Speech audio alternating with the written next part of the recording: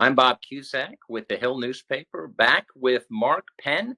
And as we always do every month, I want to ask you the one word that summarizes your new polling mark. The word is Nikki. Nikki, as in Haley. Why so? Well, because when you look at the polling that we're showing and some of the other polls that come out, if the Republicans actually wanted to win an election and sweep in November, she would be their obvious choice. She's leading Biden by almost double digits, really high single digits, in a number of polls. I think ours was, and so she has emerged as the candidate who can cross over to Democratic swing voters who aren't turned off by people like Ron DeSantis, who at one time really occupied a lot of the minds of the swing voters, but doesn't anymore. Do you think she's gotten a bounce from the first Republican debate? Well, she's definitely gotten a national bounce from that. It's a little less clear if she's gotten a bounce within the Republican primary electorate, because Trump continues to strengthen his lead there by not appearing in the debate. But prior to this month, Joe Biden, against any of the other nominees, was beating them. And so none of them could make the argument that they're more electable than Donald Trump was, because they typically trailed. But now several of them, Tim Scott as well. Now Trump is also beating, Joe Biden. So Joe Biden is really weak, but, Trump has a lot of baggage that may or may not, see the eventual race come out in the same way that these trial horse races are. Whereas for the first time, somebody like Nikki Haley soundly beating Biden really reflects an ability to cross over, get swing voters, bring women back into the party. And so that's why I think she's actually the most interesting figure to come out. I mean, you're also seeing Vivek Ramaswamy kind of have a slot, be a competitor, but I'm rather dubious about his growth potential. And I'm certainly dubious about his potential to win a general election. So much going on as we head into the fall. We're looking at I think a likely government shutdown. The president's numbers are not good. Hunter Biden has just been indicted. We have the ongoing cases with Donald Trump. The electorate is very angry right now, and I think when they see over the next month what's going to happen in the infighting, both in between the parties, as well as Republican versus Democrat on a number of issues, I think that's only going to get worse. I mean, this poll is a good poll for Donald Trump. As you mentioned, he's beating Biden, he's beating Harris, and he's solidified his standing. You said in prior podcasts that, listen, this is a very important summer stretch for Joe Biden. How do you think his summer went? Well, I really am perplexed by his summer. It was an opportunity for Joe Biden before the election, campaigns really heat up and everything was viewed politically, to rise a little bit above politics, make a good impression. And instead, the post-Labor Day soundings in the polls and from the pundits is pretty severe. And it's not like it's difficult to see why. I mean, most of the time, the picture of the president was either refusing to answer questions or more prominently being on a Delaware beach without his shirt on, sort of under an umbrella. I don't know that I've ever seen a president have so many pictures of himself on the beach. And then he went to Hawaii and seemed like he was dragged there somewhat, and talked about his house fire as though it were comparable. And then even more puzzlingly, he did 9/11 from Alaska. And I didn't understand. As a retired political consultant, I was sort of somewhat horrified by the summer. And 42% of Democrats in your poll say that Biden is showing he's too old.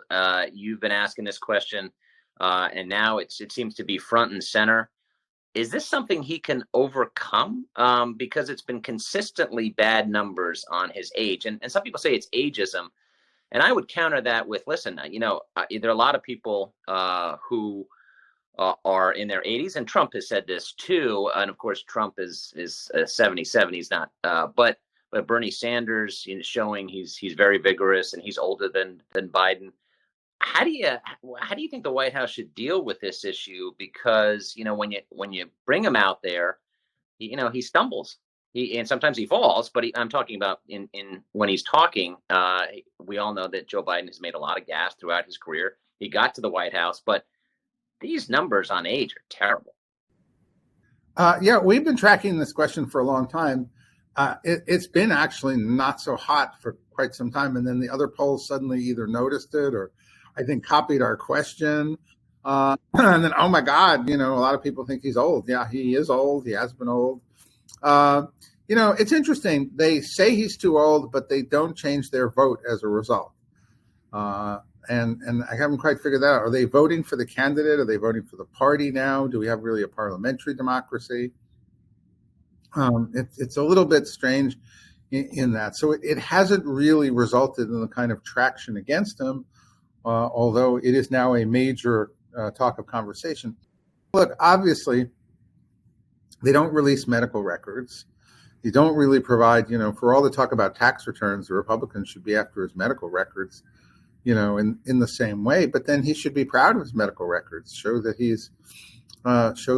is vigorous and ready to take on the presidency. And I think they're going to have to do, a better job of staging him in a presidential way than they did over the summer. And I think it's possible. Look, FDR did it when he was, was a lot shrewder at dealing with issues. But and I don't know. I think maybe they're going to have to let Biden be Biden a little bit more, because holding him back and confining his images to kind of puttering on and off the stage really doesn't work. Yeah, and he hasn't done a lot of media interviews either, which has obviously frustrated the fourth estate. 50% say their personal financial situation is getting worse, coupled with 64% say Bidenomics is not working. I would say if those numbers don't improve, I don't think he's going to win a second term.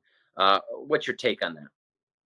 Well, look at the bright side. It was 56% that previously had said a few months ago that they were in the wrong direction. So at least it has come down to 50%. Right. Look, in the conventional question of, are you better off? Voters now are going to answer the question, no, I'm not better off. I think the good news is they're not voting now. They have until really the summer. I think people lock their attitudes in about the economy pretty much the summer before the election. They're not going to change on the basis of a number in September or October too much. And so there's some time here for the Fed to reverse course. Of course, this auto strike is just another strike against the president and his leadership. If it lasts a couple of days, all right, I think it'll pass as a blip. If this suddenly turns into a month-long strike in Hollywood, followed by a month-long strike in autos, followed by a further breakdown of the economy, he's again, that's going to be a tough road. And to be fair, Biden does have some advantages. He's an incumbent, which is always a strength. His fundraising numbers are quite good, and Democrats have the abortion issue. But let's talk about the shutdown that's likely, I think, to happen at the end of the month. Republicans usually lose shutdowns, not all the time, but they have. Is that gonna matter in the long term, or people? Because eventually, if we have a shutdown, it'll last. Who knows? It'll last a week. It could last a couple of days. It could last a few weeks. But voters have. Are they going to remember that? Is that gonna affect the election, you think? Well, I think that a lot of Republicans remember the shutdown that I stage managed from the President Clinton side, where they lost so decisively that it really made a lasting difference. And since then, Republicans have been rather loath to go down the shutdown route. I do think it makes a difference, and I think that people are looking for Congress to cooperate and function. And the more it breaks down, typically it will be will be a negative for the people who they perceive in control of it. It's a negative for the president. I don't think it's just a blip if there's a real protracted shutdown. Again, if you take a writer's strike, an auto strike, and a government shutdown, and you put that all together, that is a dangerous brew. And I think that generally says throw the bums out, right? And right. Whoever those bums happen to be, Democrat or Republican. Ron DeSantis really had an opportunity to, take over the party. His campaign has not clicked from the get-go. His numbers are getting worse. We're 4 months from Iowa, he's spending a lot of resources in Iowa, which makes sense because Trump did not win Iowa in 2016. Ted Cruz did. But Trump is doing well. Your poll shows it. He's doing well in Iowa. Is the DeSantis campaign done? Well, in politics, we thought the Biden campaign was done before South Carolina, and all of a sudden. So there are events that revive campaigns. Having said that, I thought the hurricane in Florida and his kind of generally, again, very sound performance would bump him back up, and it didn't. I think that he just misfired the beginning part of his campaign, and his image went from Ron DeSantis, competent election gatherer, crossover voter, getting Latinos and others to vote for him, into kind of more conservative than Trump, deep into religious and conservative issues, and that just turned to turn off a lot of the voters who actually were hoping to have him be the anti-Trump candidate. As we know, Trump did not show up for the first debate, and it's unlikely he's going to show up for the second debate. And with these numbers, do you think he's going to show up for any debate? Yeah, people usually have 3 or 4 debates instead of 3 or 4 arraignments. I think in this case, the only appearances we're going to see on command are those arraignments, and I don't think he's showing up for any debates given these numbers, and given the fact that the opposing candidates show no inclination to really consolidate into 1 or 2 opponents. They all look like they're going to hang on as long as possible, and that just is exactly what Donald Trump is counting for. And by him staying out of the debate, I think he promotes that. Being a veteran of campaigns, do you think we're going to see a number of Republicans drop out between, now and right after Iowa? Yes. I mean, they have to. Right after Iowa has got to be the sorting out point. I think when I went back to analyze some of the races, Iowa per se doesn't seem to count all that much in the Republican Party. They have picked the loser consistently. They tend to go a lot more conservative than the average Republican electorate, picking the Rick Santorums of the world as winners. But I do think that you've got to kind of win place show, somewhere come in kind of top 4 in Iowa. But the real decisive primary is New Hampshire. And so if they can come down to 2 or 3 in New Hampshire, and either Trump wins New Hampshire or there's an upset, which is, New Hampshire is an upset state, then that would really kind of catapult one of the candidates, and there would be a significant contest against Trump. But I think this really depends on New Hampshire more than anything else. Do you think, Trump knows that abortion hurt his party in the midterms, and he said so recently? Do you think that maybe after he gets the nomination, he's going to come out maybe and embrace a 15-week kind of stance on abortion, as opposed to the 6 weeks that DeSantis signed into law, which obviously is not very popular? 15 weeks is certainly more popular than 6 weeks. Oh, I think Trump is not going anywhere near 6 weeks.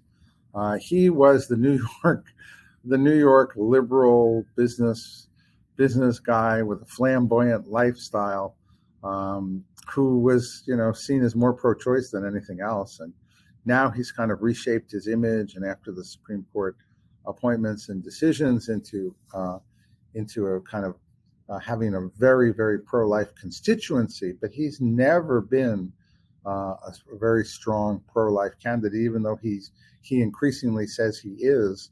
So I think he's playing it a little foxy on this one for good reason. And again, going back to all the indictments of Trump, you still see that, as I remember last time we talked, the January 6th indictment came out, and you thought maybe that's going to hurt him. Do you think that these indictments still have been a net positive, or is it a wash? I thought the January 6th indictment might hurt him, but again, it was a very weak indictment. It didn't, in the sense that it didn't have any new information. You didn't learn that secretly he had communications with some Proud Boy leader, the kind of smoking gun that would have made a huge difference. It was more of the same that we knew in terms of what he did and said. So consequently, I don't think it made any difference. And to the extent that we see these indictments make a difference, it seems to have strengthened his hand. Maybe Democrats are perfectly happy with that. And the hope is that if they could strategically have the trials, that maybe the trials will weaken him sometime after he gets the nomination. I mean, the ideal Democratic scenario here is for him to get the nomination, then to be weakened by convictions, then to lose. Mm-hmm. Vice President Harris, there's been obviously her numbers are not good. They've really not been good from the start of the administration, and now Democrats publicly are not giving her certainly ringing endorsements as the VP. And as you know, Mark, there's always a parlor game of, is the president or is the nominee going to bounce the running mate? And do you think there's any chance of that, or is that just the Washington speculation? Politically, it would be quite controversial to move on from Harris, but these numbers are not good. Yes, but I think within the Democratic Party, I think she's safe, and I see a larger percentage now saying that if Joe Biden wasn't going to run, that she would be the choice. 35%, I think, which is that's pretty good. Right, much stronger showing than she's had. So I think she's a little bit on the uptick, particularly with Democrats, and so I don't see any chance that she's going to be replaced. I kind of, again, her vice presidency has been a little puzzling in the sense that, did she have assignments and not have assignments? Did she have freedom in those? What did she do with those assignments? Obviously, most people don't think she did a lot, but the party would consolidate around her if Biden doesn't run. Yeah, no, I was surprised by that, and obviously I think she'd have certainly some company if that happens. And if that happens, it's got to happen pretty soon, right? I mean, if Biden does make that decision, whether it's because of the Hunter Biden controversy and maybe wants to shield him, maybe it's a health issue, but if that's going to happen, and I don't think it will, it's got to happen pretty soon, right? Certainly before our next poll. I mean, more or less October 1st or not. Once you get past October 1st, I mean, he's in. That's it. Yeah. No, and I think, and then again, your polls show that people don't like the Trump Biden matchup, and that's where we're headed, right? 72%. Now, it's an interesting 72% because the Democrats are unhappy with Trump and the Trump people are unhappy with Biden, but combined, they're still unhappy. Closing thoughts on your poll? Anything I didn't ask you? Anything that you wanted to add? Simply that, it's surprising how little change there's been so far. I said the key word was Nikki because I do think that she represents an opportunity that the Republicans probably won't take advantage of. In order to kind of change the direction of the party and have someone who would handily win and consolidate a lot of voters. Instead, we seem to be headed towards the most bitter, most divided, most vitriolic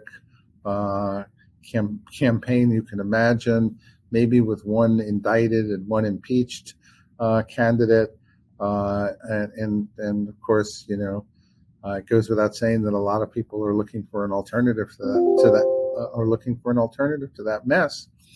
But the mess each month keeps getting a little closer. I don't think we'll see much change next month. I mean, your real opportunity for change starts with the primaries themselves. That's right. That's right. Though we got some big things coming up, the possible shutdown, another Republican debate. But looks like President Biden is stuck right now, and yeah, they're going to have to get, I think, these numbers up. But as you say, we've got a long way to go, and so much can happen both legally and politically. So, but I will look forward to the next poll, and maybe we'll have some change. But yeah, I think you're right. I think a lot of people are just kind of dug in right now. Very dug in. We'll talk next month. Thank you. Thank you, Mark.